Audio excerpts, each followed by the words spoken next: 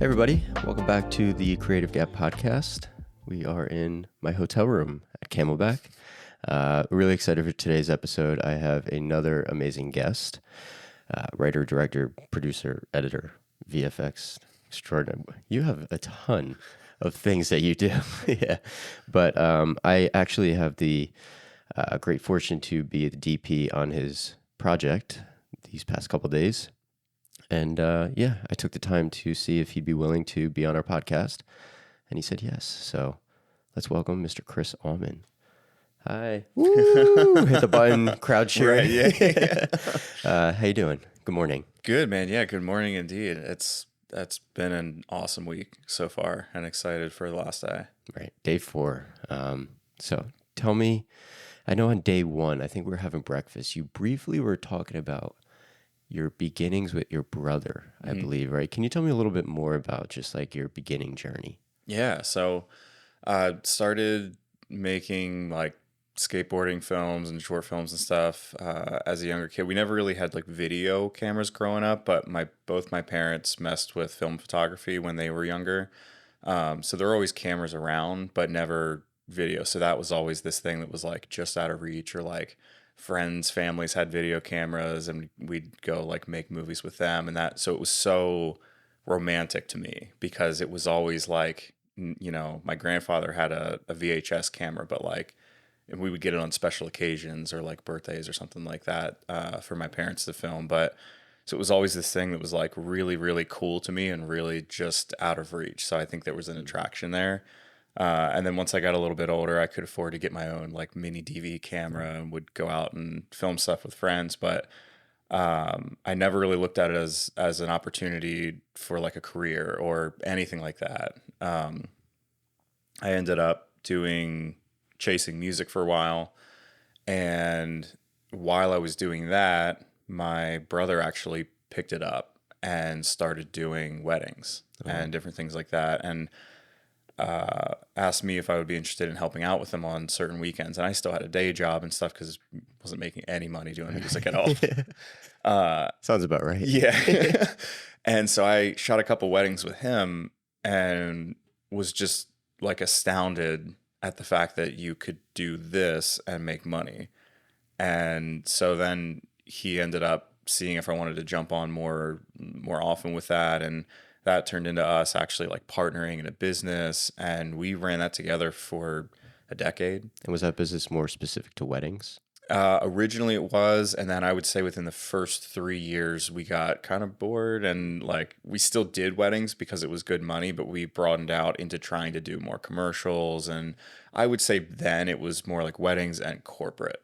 And then that started to morph eventually towards the latter half of that decade into the corporate stuff started to feel more commercial and then started to actually be commercials. And then towards the end of that decade, he kind of wanted to make some changes, wanted to look at doing some different things with his life. He was getting into like a lot of like transformational men's coaching and stuff like that. And he was just almost more being held back by the other side, by like our side of the business. And so after a lot of semi-difficult conversations, we were like, look, I think maybe the best thing to do here is you got your thing going. You need to chase that, because if you don't, you're going to wonder what that could have been like. And I'll take the reins over here. So we made that transition in 2018 or the latter half of 2017. And immediately I was like, this is too much for just me. So I immediately cut out weddings because I had the inclination of like, I'm not bringing my best self to them anymore because we've done so many, and I'm not the kind of person that can keep doing the same. A lot of people are able to bring really fresh stuff to weddings, and I just wasn't. So I was like, I need to cut that out, even though it was a great revenue stream. I also think that's a really like admirable thing, because when I did weddings for a little bit, and I would go in with the mentality of like, oh, I don't want to do this, I don't want to be here. But at the same time, you have to think about that bride and groom, like that's their day. And if I were the bride and groom, or if I was the groom, I wouldn't want someone that wouldn't want to be there for me. Exactly. So that's an interesting point. Yeah, that was just it. It was like I knew, what we were doing was great, like what we were delivering was great, but it just wasn't I felt like, and I feel like you see this through even what we're doing now. It's like, I feel like if your heart's not in it, then you need to look for the thing that your heart can be in, because all you're really doing is taking up space that someone else could be there. Like in that case, someone else could have been shooting that wedding that was so passionate about it. And not only are they able to give the bride and groom something that I'm not, but that wedding is giving that person something that I'm taking, you know? But then also just selfishly, it was like I knew I needed to focus if I wanted to go anywhere, because I was trying to do that. We were also running this like subscription based short form thing that was like, again, it was really successful, and it What was is that? What was that? it was so it was one of those things where it's like, I almost want to say in like the most humble way possible, because I think it was just like we lucked into it. It was a thing that was before its time, and I think now it would do even better. But we realized early on that a lot of things were going in house with smaller companies, like not small companies, but smaller, that couldn't afford to do these big flagship projects. But what they needed was this ongoing stream of content. And they didn't have the means to just like bankroll people coming, the Gary V team, to just like follow them around. So we were kind of like, well, something that can be helpful to these people. And a lot of the clientele were actually golf courses and golf coaches, because we had a lot of lines into that industry from some commercial work. And we would basically set things up where we trained them on this small, easy kit of gear, and kind of gave them a template of like, here's how you shoot what was essentially the talking head short form videos, or, instructional things, depending on what they're doing, but the little bite-sized pieces of content. And we realized that the thing they struggled with was the editing. So we set things up where they could actually easily ship us off just the raw footage, because it was 2 minutes, 3 minutes on a 1080, it was simple. And we had them using like wireless labs and stuff like that. And they would send it in and we would edit it, and they would get, depending on the package that they had, they would get, 4, 8, 12 videos a month. And then we kind of give them some tips now and then on how to roll things out, how to do. So it was cool. And I mean, this was like Were you guys editing this, or did you have like a team behind we it? had editors who would do it. Okay. So we were kind of just overseeing. That's how you could scale it. Yeah, we were overseeing stuff. And the other part of the reason that I wanted to shut it down was it was starting to become the Planet Fitness model. So we had a lot of people who were paying, but they weren't getting us all 12 videos of raw footage every month. And so that started to feel a little icky. I was like, I don't want to be, collecting money from someone who's not getting value out of the service. So, long story short, we shut down both those other sides and just really focused in on commercial and, how do we take this to whatever the next level is and just make better work. That has always been my issue. Is you hear people talk about the gap between taste and ability. And for that entire decade, I felt like my ability on the commercial side, or on like that look and that version of storytelling, was just not ever able to keep up with the taste. Was I was constantly seeing other things and like, why can't I get there? Why can't I make this look like that? And it wasn't until all of those things happened and I realized, I need help on set. I need more people. There needs to be a bigger village making this thing if it needs to look like that. And that did it. I heard a story about someone who was in film school and they were working on their projects, and they had asked their teacher, the same question: why does this not look like the things that we're seeing? What are we not doing that they're doing? And the response from the teacher was, they're doing everything. And by that they meant every department funded, every department with adequate crew. And that's why that looks like that. They're not cutting any corners. There's no pieces. And obviously, of course, you always have to make sacrifices on every set, even at the highest level. Everything has a budget. But they're all professionals. Yeah. And they all know, I can get away with this, or if I do this in this way, or if I adjust this shot. I mean, you do it every day. Is like, and that's the ability, catching up to the taste. It's not necessarily that, we just have millions and millions and millions of dollars, because you've seen it. Yeah. There's plenty of movies. There's plenty of commercials that are very well funded, but either the ability's not there or budget's mismanaged or whatever it is. And so you need, I would say, the professionals first, and then the money can amplify that. No, I completely agree. And from my perspective of being a DP, I find that when I talk to a lot of aspiring DPs, their thing is like, why doesn't mine look like this? Why doesn't mine look like that? And whenever I look at their images, it's like, oh, you do have the far side key. Like you have a great hair light here.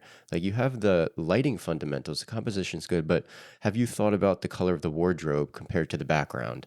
All of those things are like imperative to what the final image looks like. And you're right. It just goes back to having a solid team. Mm-hmm. Yeah, because that shouldn't be your job. Right. And it is for everybody at some point. You got to wear a lot of hats as you're coming up, but it is interesting to think about it that way, and that like if that DP has to be thinking about the colors of the wardrobe or the colors of the walls or anything like that, what are they not able to think about? Exactly. What are they not dedicating that bandwidth to? Mm-hmm. So in a lot of ways, it does feel sort of unfair that people starting out are stuck with all of these different hats if they want to get something that looks like what they're aspiring to.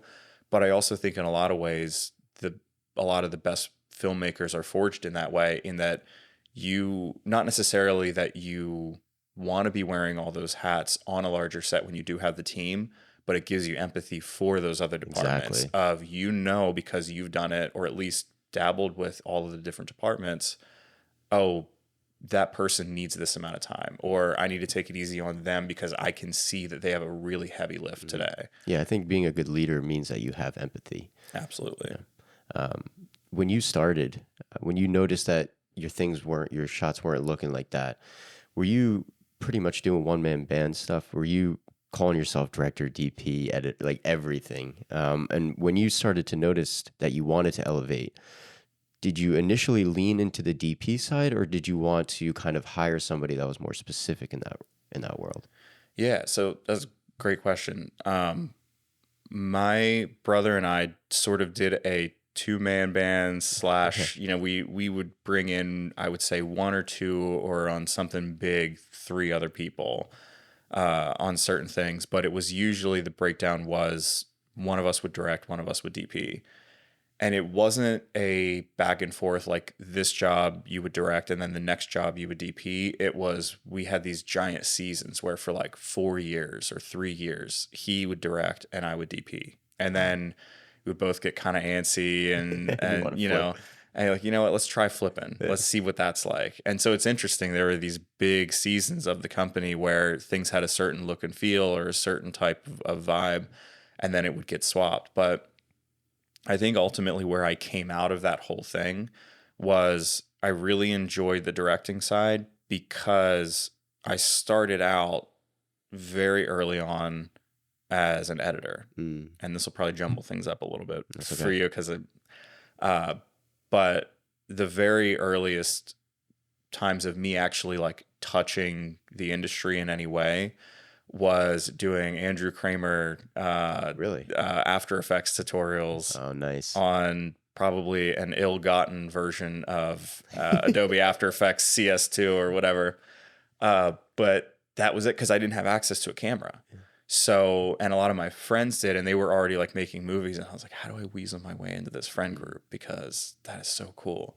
And I'm like, oh, nobody does any cool effects. So I was like, if I learn how to do these cool effects, these guys will want to hang out with me. Right. I see the motive behind it.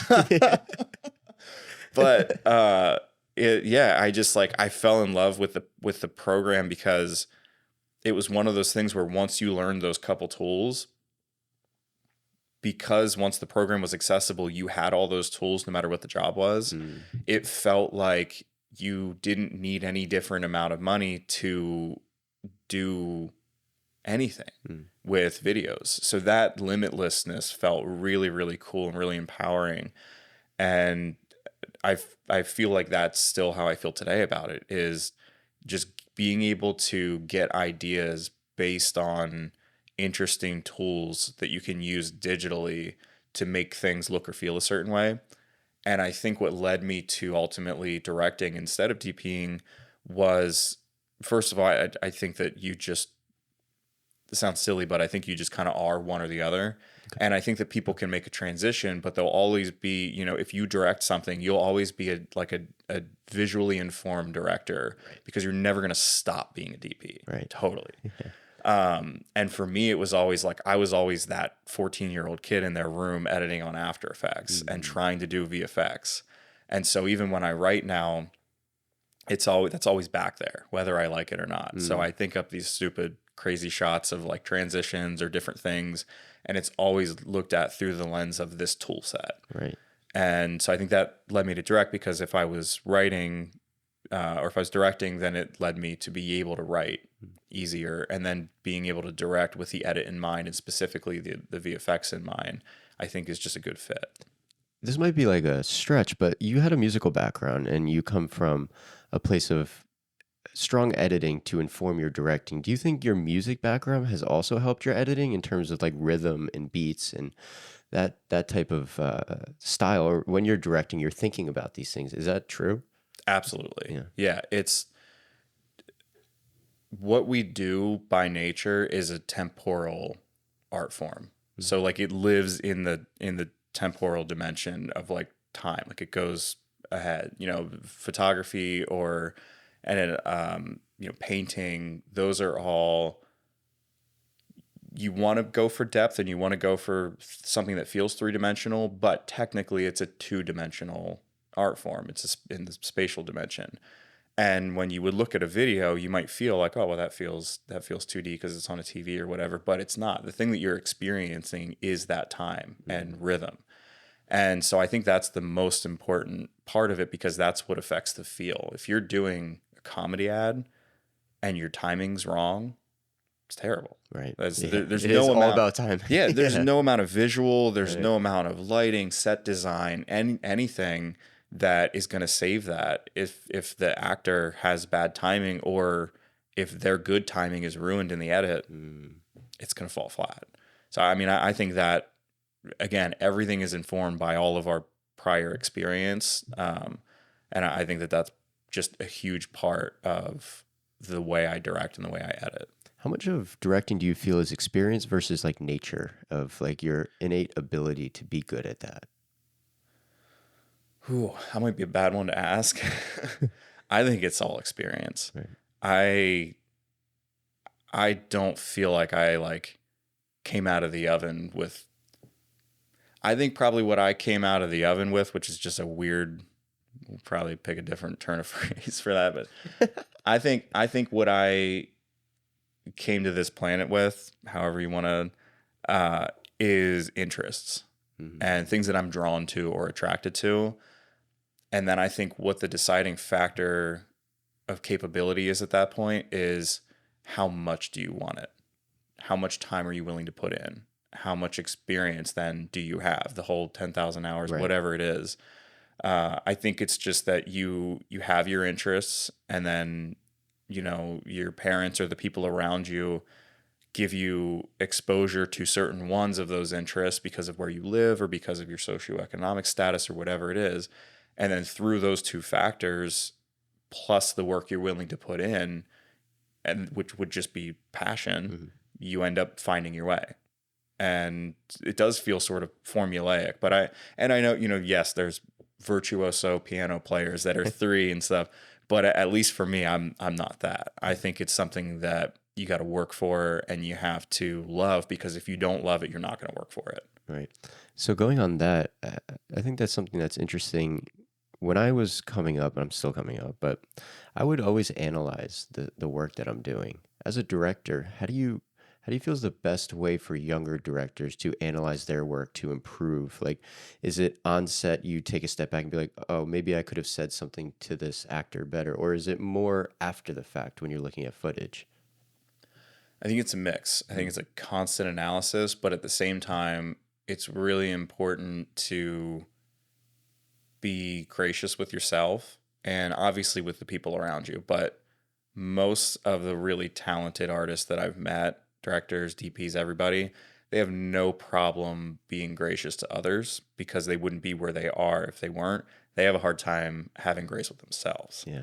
And that's part of it. That's part of the difference between taste and ability is the people who love their own work, they feel that their ability is already at the level of their taste. So the other people who I think are the ones that continue to get better and better and better and better are the ones who that it's a move and go goalpost because they understand more about their taste, and so that moves on, and their ability is constantly chasing it. So it makes it hard to have grace with yourself and to say, yes, maybe this interaction didn't go well, or maybe this shot didn't go the way I had planned, but that's okay because I'm going to take this away from it.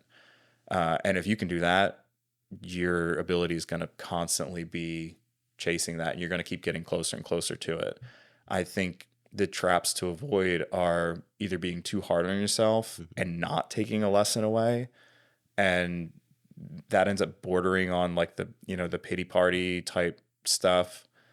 And I think the other side of it is being not hard enough on yourself in that you just think everything you make is gold, and I mean you end up just stopping that. Like wherever you are ends up being where you stay. Because if you can't look at your work and say, hey, this was great for where I am today, but here's two things that I would change moving forward, I think that's the healthiest way to look at anything. You don't take anything away from yourself personally, but you're excited about the adjustments that you can make. Right. And I think that's really important, not only for the artist, but for the business side too, because I think it's really challenging balancing business and art. And there's, politics that are involved, and creative, you have an idea as a director, but the client wants this. So it's trying to manage all of those things. And I think you grow in that way as a business person too. And for you as a producer, and you're producing now these big, huge projects. Like, how do you think you've grown as a businessman, as an artist through your production company as you've scaled with these clients? I think in a lot of ways it's the same thing. I think you have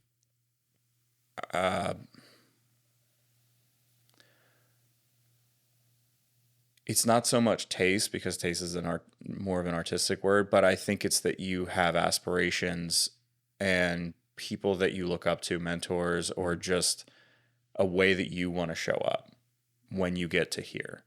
And I think that's where the biggest thing that comes in is you need to prepare for things, or at least know how you're going to approach situations before they happen.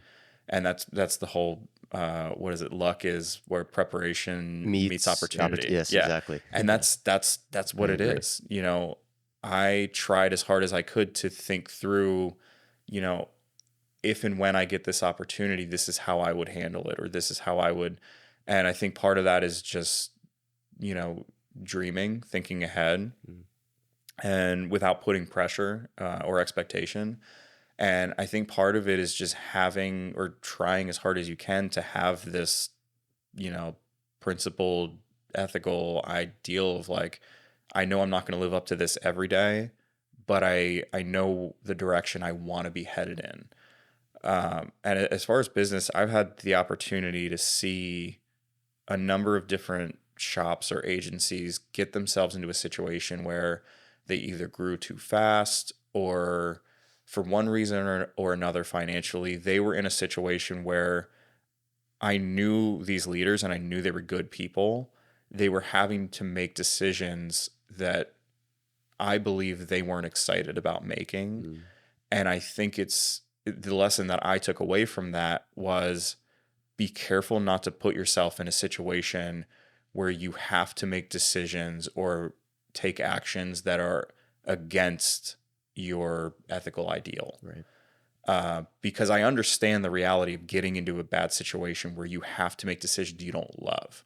Big companies have to lay people off. I know to a certain extent things are inevitable, but if you're looking at things downrange and you're saying, well, okay, well, these are the things I don't want to happen. These are the conversations I don't want to have with people.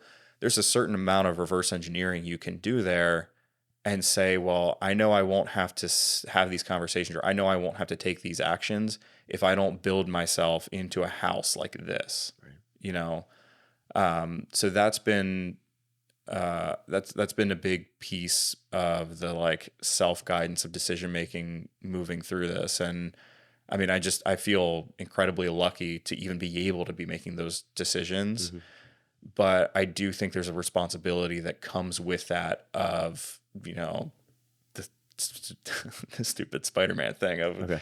not that I have any kind of great power in the context of like any other shop, because we're still absolutely a very small, but compared to what I was doing 10 years ago, Right. I never would have dreamed to be Mm-hmm. doing this stuff. And I think I owe it to all of the people around me who help continue those opportunities to do something good with it. Right. I always feel like you're trying to push the boundaries too. With, I say this all the time, but sometimes I'll wake up to text messages from you, and it's just like a new camera build. It's just a new, it's a huge, what was that? Cable cam. Yeah, no, it's.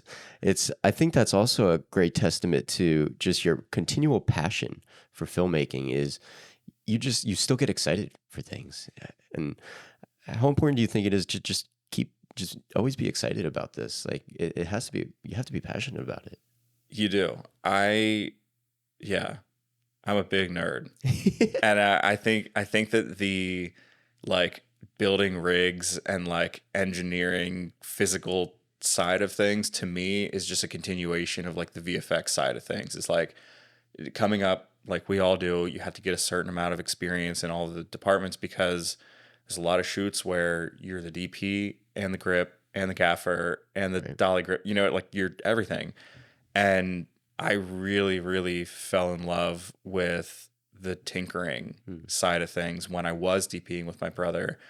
And I think if anything, I appreciate your grace in dealing with those 4 a.m., 5 a.m. text messages of like, well, what if we attach a camera to like a hard cast boot and like, Yeah. I think, yeah, I get excited about the possibilities still of different kinds of shots, or not even necessarily the shots, but just in like the idea of, I've never seen someone put a camera here. I wonder if we can make that happen. Or the way things would sit in an edit, and then reverse engineering that to like, how do we build this crazy monstrosity to like make this moment happen in that edit? But yeah, I love that side of it. Yeah. Something I'm really curious about is, as passionate as you are about filmmaking, there's a point where I believe it was this past winter, the first Camelback. This was the first time you hired a director for your production company. So that means you had to let go of something. Can you talk about your experience of letting go the reins of directing and handing it off to somebody, and what that relationship was like? Yeah. So that was terrifying. I don't know. So the winter prior to that, so 1 year before that, I worked with Luke Covert for the first time as an AD. And I always joke to him that he's just so overqualified, because at the time he had just like done a feature that was doing really well and like does all of this other stuff. But he's just like, he's so on it, and he brings such a great energy and because he's such a great director in his own right, it was such a great feeling to have someone right there that you can kind of like bounce things off of. They can give you a gut check. You have a relationship where they're not afraid to say like, hey, maybe we should try it this way, because it's all helpful. And through working with him, I just like, anytime I work with someone and they feel overqualified for what they're doing, I feel a moral responsibility to not continuously put them in that box. And the thing of it is, though, I know he would be happy to, and he has AD'd for me after he has directed for me. But I think through that experience of working with him and, just understanding his storytelling abilities, I think for me, when the right job came up for that, and I sort of wanted to explore an expanded bandwidth of just producing. So if I let go of directing, just like back when I was like, if I let go of weddings and I let go of this other business, where can we take commercials? I think it was a similar practice in that I love directing and I love doing things from that angle. It's going to be really hard to let go of, but my experience so far has been when you do let go of something, the other role that you're embodying expands to fill that void. And so I wanted to see what that would be like. I also wanted to, again, we talked about being prepared for things before they happen in a business sense. I wanted to be prepared for if I get so busy that I want to take an opportunity, but I don't want to get stretched too thin creatively because of that thing of, seeing people make decisions that end up putting them in a bad spot. I know that when I've seen shops take on too much or a single director take on too much, there's this creative atrophy that it's just not possible to churn out a certain level of work in a certain quantity. Right. And so I wanted to be prepared ahead of time for if that situation would ever come my way. So I figured between all these things, what better way than to, offer the reins to Luke for a job. And it just went better than I could have ever imagined. He, just like you and everybody else that I work with, had extended me a lot of grace in the early days of me letting that go. But I mean, it wasn't hard. After, we kind of worked together on the writing in that specific shoot. The situation was we had multiple ads and we sort of split up the writing process. So he would do drafts of these two and I would do drafts of these two. And then we would just get together and talk about them and kind of help each other punch them up and just sort of build them out in that way. And he's an amazing editor in his own right. He has a very similar background. So we think the same in that way, but different enough that it's really helpful. And yeah, I mean, after being with him one day on set and being able to kind of work in that capacity is just, it made the work so much better because we were both able to focus on the things that we were doing. Amazing. When you and Luke are writing together for, let's just say, it doesn't have to be Camelback, but a client in general, how much are you willing to sacrifice the creative for a client's needs and wants? Like, where's that line drawn for you guys? Yeah, so it's tough. I mean, that's the constant dance because you want to be comfortable enough in your relationship with the end client or the agency, whoever you're working with on that end, to be able to push back a little bit because you are the professional and they hired you to do a job. And to some extent, they're trusting you to push back when something's a little bit off. One of the big things that I have learned to that end is in the early days, we did not do not enough pre-production, but enough pre-production communication with the client. Really before pre-production happens. I don't know what, that's such a big phase that it should be split into multiple phases. Yeah. Where there's this whole dance over here that is getting to the point where you have boards and, now in our case, previs and all that stuff. And then you start the pre-production of like, well, how are we going to make this thing, in real life? Yeah. So that first phase of getting to the point where you even know what you're going to be making, I think it's a lot of over communicating in non-toxic, we're not going to get on a 3-hour Zoom call, but at the same time, it's, figuring out what the actual need is. And then from there, cooking up a couple solutions. Like if you're a doctor, it's like, okay, well, you're going to listen to what the problem is, but then you're going to figure out, a plan of action to handle it, and maybe multiple plans of action. And then you present those to the patient and you talk through it. And it's very similar. You don't walk in and they just say, make me these boards. An agency might, but it is more about like, here's the problem that we're trying to solve, or here's the thing that we need. And then you go from there and, on our end, we'll come up with certain concepts or multiple concepts or kind of our prescriptions to that. And then once we have that discussion and we find that they're leaning towards one or the other, then you go into like the scripting or the more specifics and boards and what could this actually look like. And I find that when you do things in that semi-iterative way without wasting anyone's time, you are able to sort of build up to what those boards and script might look like together in a way that you're not getting bombarded with revisions. You're not getting Right. bombarded with this like disconnect.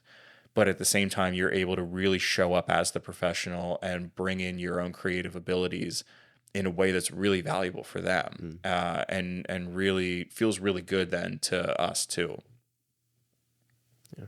That's it. It is amazing to me how in depth productions, like a lot of them are prior to me getting on Yeah. to set, because I'm on when those are pretty much done already. Everything's already, scripted out, and then I'm in when it starts to become like, oh, now we need to talk about the practicality of how to do things. Um, I'm curious. I've asked other directors this in production companies, but from your perspective, I know how a DP gets hired, but what is the process looking like trying to acquire a client? And maybe talk about like going from a client from 4 years ago where it was maybe smaller to landing a company as big as Camelback, and what that process has been like for you.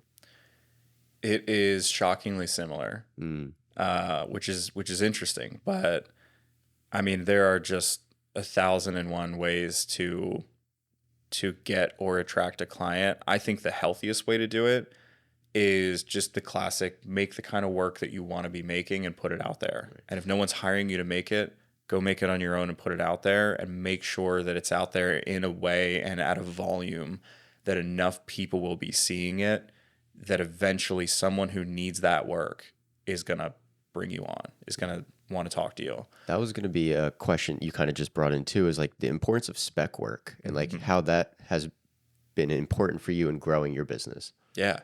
Yeah. I mean, they go hand in hand. Yeah. I think, I mean, you can take the old, I feel like, approach of like, I'm just going to cold call a place, I'm going to do it.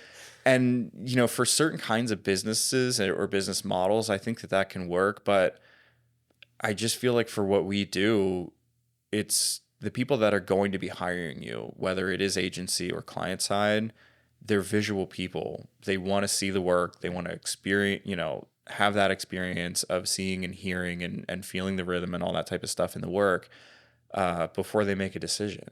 And so in my mind, you have to do that's not just something that could be like a deal sweetener. It's a prerequisite, and that almost goes for anybody in the arts. But I think in this case, especially, and at least in this market in 2023, you have to be doing the work. And that's where the passion comes in. Right. I mean, they literally call them passion projects, because if if you don't if you don't really love it, you're not going to be willing to put the additional work required in on things like spec work, on things like passion work, when it gets hard. When you're starting out, people don't have an issue making spec work, making passion projects, because they're excited, they're hungry, they're all of these things. But I think when it gets difficult is when you do have work, Right. and you do have clients and you are busy. How do you make the time? How do you potentially turn down paid work to make this thing that you're excited about? You have to love it, and you have to want it. You have to be willing to put the time and energy in.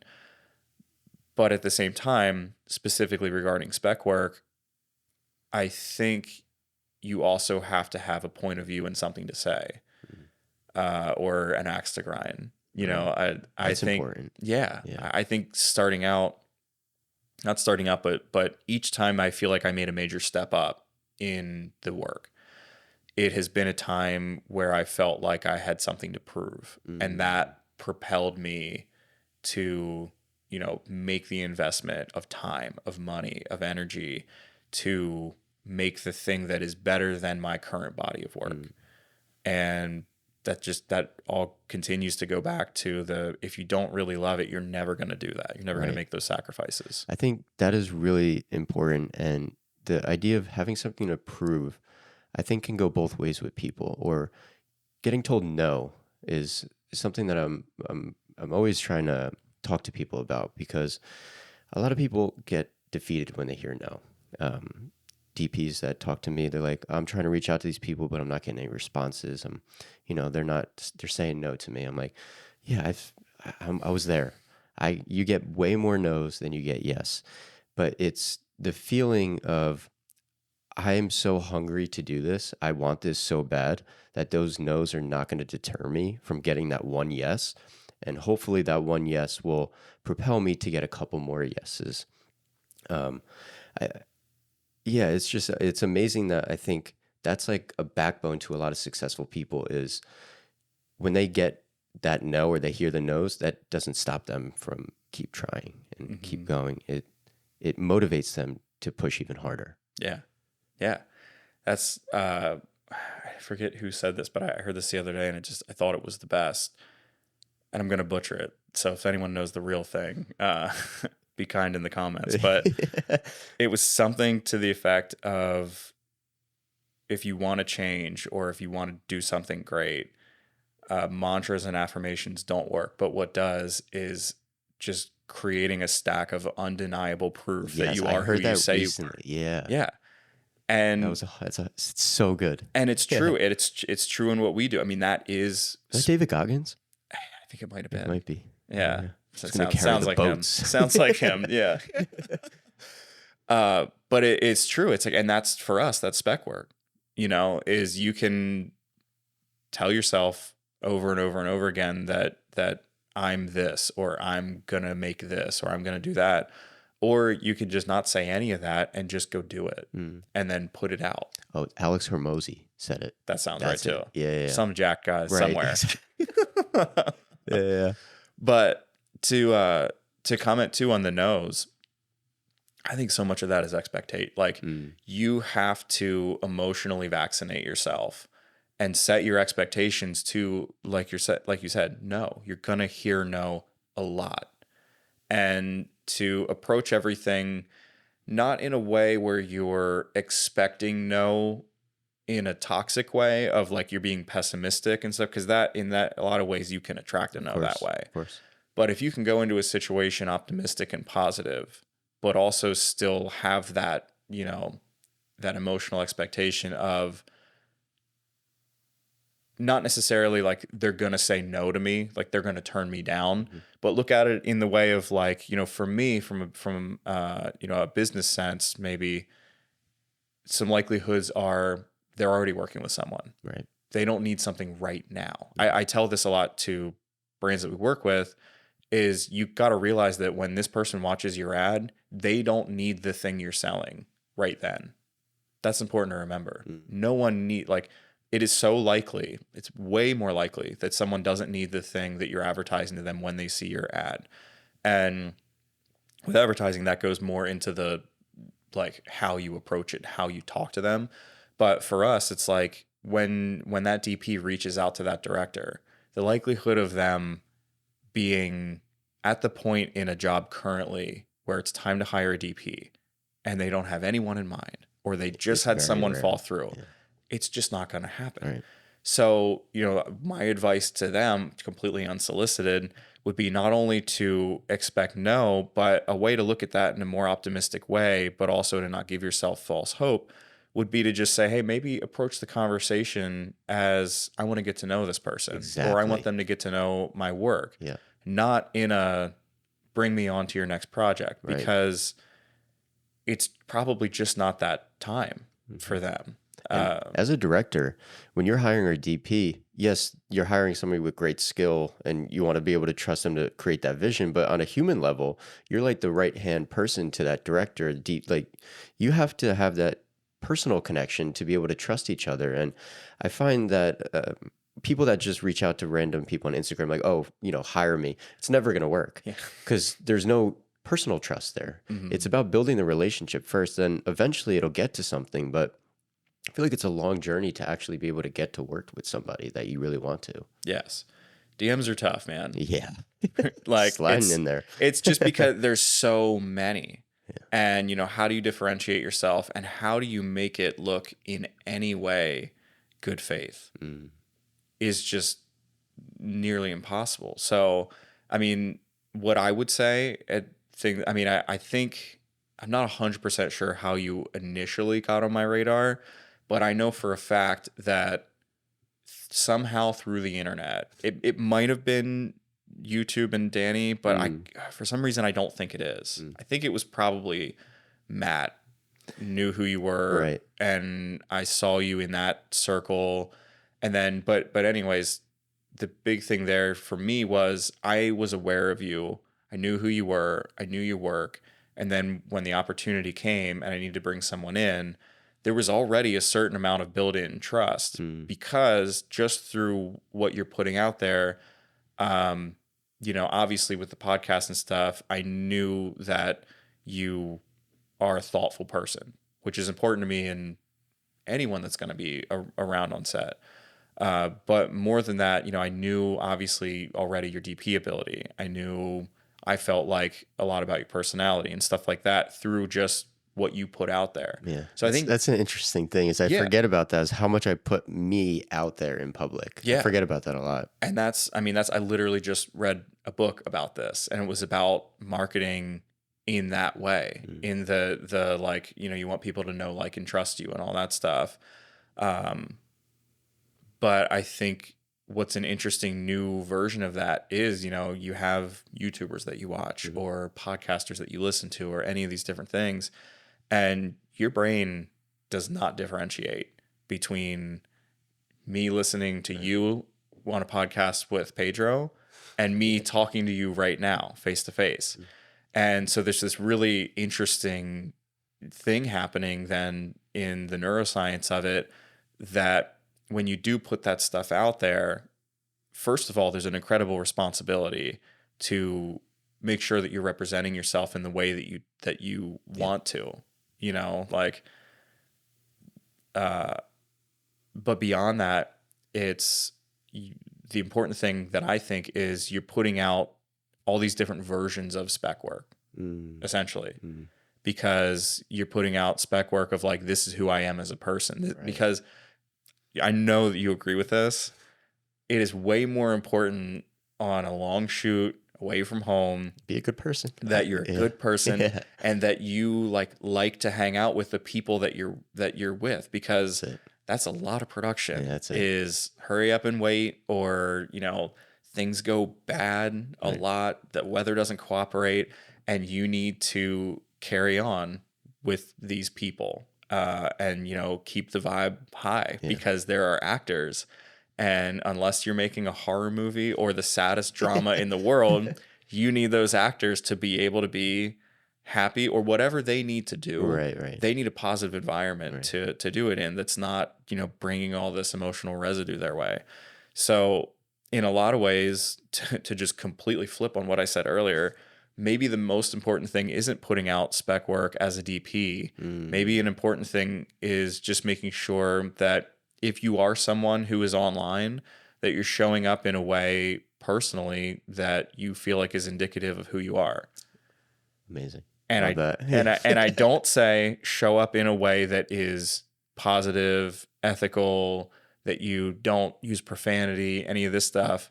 I say show up as who you are, because if you are that person that, uses profanity and whatever, like, make sure that you are just being authentic to who you are, because what'll end up happening is, maybe you'll get on a set with someone and you will have represented yourself in this, clean cut. Yes. We'll say non-authentic way. Eventually that facade's going to crack. Right. Especially when things aren't going right. Exactly. Yeah. You have to have those difficult discussions on set. Things, go sideways or whatever. It's going to come out. And then not only are you in a situation where you are this person that the producer or the client wouldn't have hired, but now they also feel that they've been deceived, which is worse. It's not just you're not a good fit. It's that you're not a good fit and I can't trust you. Right. So I think for anybody, if you are that salty dog, let the flag fly, And I know that you're starting to do it too on social media. You're starting to put out some more like your face content, putting out messages, which is really nice. And I think another really great thing to note is that it takes a little bit to find yourself in front of camera. It's not easy. Yeah. It's still the hardest thing that I do is hitting record and I got to talk to it. It's the hardest thing. But it's amazing after however many videos that I've done of myself on YouTube and I'm growing in podcasting. I know I'm not the best host in the world, but I'm growing and I'm getting better at it. It shows that if you're determined and you're willing to stick with something, you start to see uh, yourself grow. Like the first YouTube video I ever did is horrible. Second video, horrible. It is just so bad. And then eventually it starts to become okay. And then you start to feel confident within yourself, which Mm-hmm. is, I think, is a really important thing. And for those that are willing to put themselves out there, don't get discouraged immediately when you feel that you're not giving your 100% authentic self, because it's not easy to do that immediately. Yeah, absolutely. I mean, it goes back to kind of what we were talking about before, where you have to not only have the interest, but enough passion to get through the ugly bits, to get through, to put the volume in, to make it into what you want, what you're seeing out there that you want to do. And I also want to say, just so that I said it, I know I was talking about for DPs and stuff, like you got to, do this and that. I want to also make sure that I'm saying that show up that way online. If you are someone who is online, who wants to be online, I don't subscribe to the, like, if you want to be successful as a DP or in business or as a director, any of these things, you have to be posting 1,000,000 times a day, or you have to do this, or you have to send this number of DMs. I think that's one avenue there. Mm-hmm. But I don't think that it's a prerequisite to be a DP, to have a podcast, to have a thing. And I think, if anything, to go back to that authenticity, I know that in, like, the case, like for you, you're not doing those things to the end of being a successful DP. You're doing those things because you have the passion to do those things, just like you have the passion to be a DP. And I know that because you're where you are now. You wouldn't be here if you didn't have that legitimate, authentic passion to get through those ones that you're like, that wasn't very good. You would have quit. Yeah. Then you would have been like, I don't like this. I made one podcast and I didn't get any directors in my DMs. I'm done. Yeah. No, you're absolutely right. I just want to see how we're doing on time. Oh yeah. 8:30. Calls at 10. Right. So let's wrap this up with one last question. Yep. First off, I really enjoyed this a lot. Thank you for doing this. This is the last question I always ask. You are sitting across from that version of you that started that company with your brother, that DV cam with your family, or even the time where you started going solo. And you're sitting across that version of you to where you are now. What advice would you give that younger version of you? It could be business, life, personal, anything, and feel free to take your time. I know this is usually where people take a pause. There might be some dead air here. That's okay.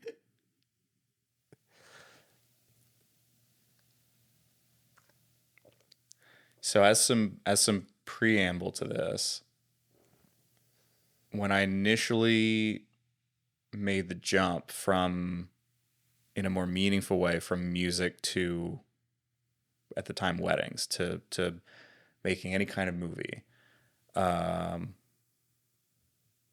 resisted it a lot because I didn't want to. It felt like I was letting go of my dream. Like, it didn't feel, which just sounds so crazy now, but like, it felt at the time like I was giving up on something that I had been working towards since I was 10. And I felt a little bit bitter about it at the time.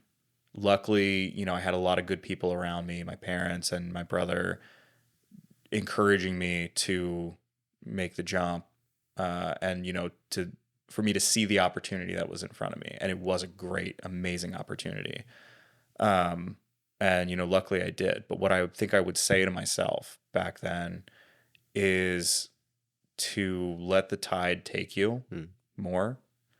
And when it gets scary, when you feel the undertow, to take the time to recalibrate and not get too down and too negative, but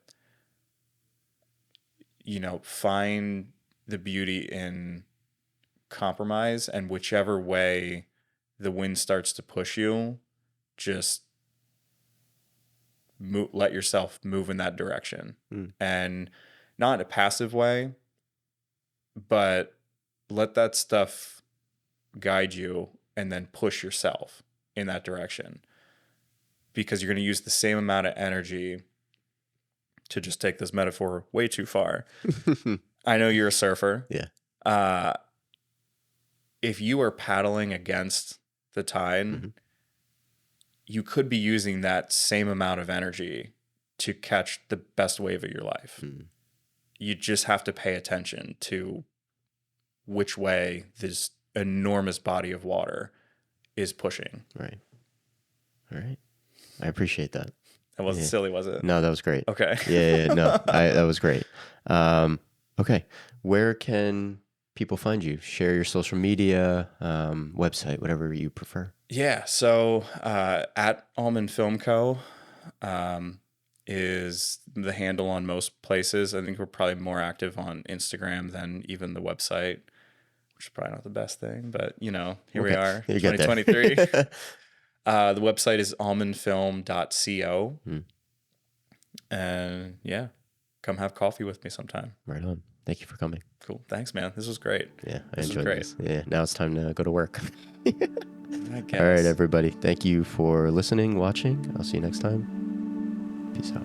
MusicBed has been my favorite resource for finding music for all of my videos, and now with my podcast, it has been my favorite place to find my intro and outro music. With over 40,000 curated songs available for licensing for any podcast, the music that they have on their roster will help elevate your story and whatever you're trying to share on your podcast. Finding music is also extremely easy with their browse and search tools. Use anything from genre, mood, to advanced filters like BPM and key. Playlists from your favorite creatives are also an amazing tool. Some of my favorite playlists include chill, hip-hop, ambient, cinematic. These are just a few examples of some of the playlists that you can find. And if you still need help finding what you need, MusicBed's team can help you with their complimentary song searches.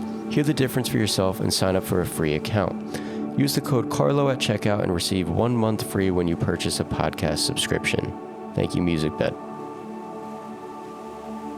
So that's a wrap on today's episode. Hopefully you enjoyed the conversation with our guest. And as I mentioned in the intro, if you enjoy the podcast, you enjoyed today's episode, leave a rating on whatever podcast platform you're using, share it with a friend, share and tag us on Instagram at Creative Gap. Let us know your thoughts. We'd love to hear from you. So I'm going to leave you with some nice calming music to wrap up today's episode. Enjoy the rest of your week. I will see you next time. Peace out.